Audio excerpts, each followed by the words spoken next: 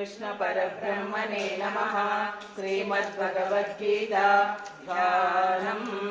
ॐ पार्थाय प्रतिबोधितां भगवतां नारायणेन स्वयं व्यासेन ग्रथितां पुराणमुनिना मध्ये महाभारतम् अद्वैतामृतवर्षिणीं भगवतीम् अष्टादशाध्यायिनीम् अम्बा त्वामनुसन्दधामि भगवद्गीते भवद्देशिनीम्।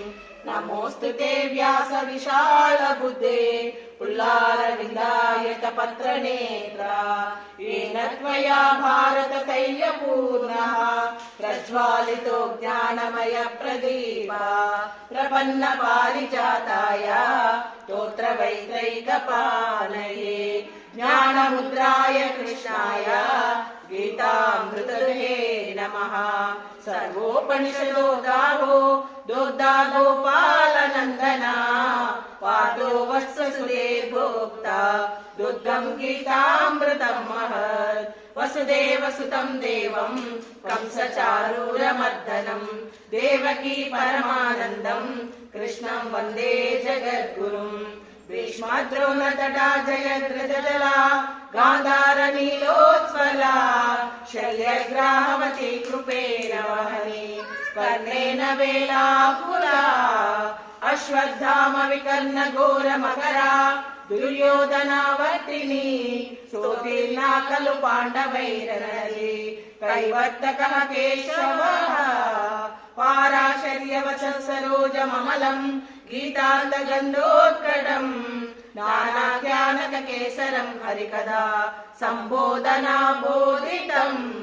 लोके सज्जन षट्पदैरहरः वेपीयमानम् मुदा भूयात् भारत पङ्कजम् कलिमला प्रध्वंसिनः श्रेयसे।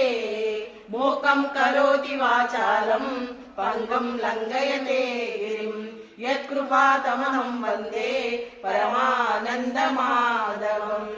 यं ब्रह्म वरुणेन्द्र रुद्रमरुतः स्तुन्वन्ति दिव्यैस्तवैः वेदैः साङ्गपदक्रमोपनिषदैः गायन्ति यं सामगाः।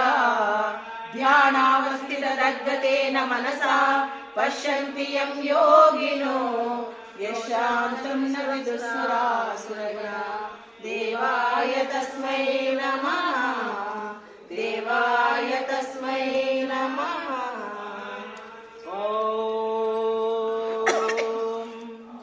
श्रीकृष्ण परब्रह्मणे नमः।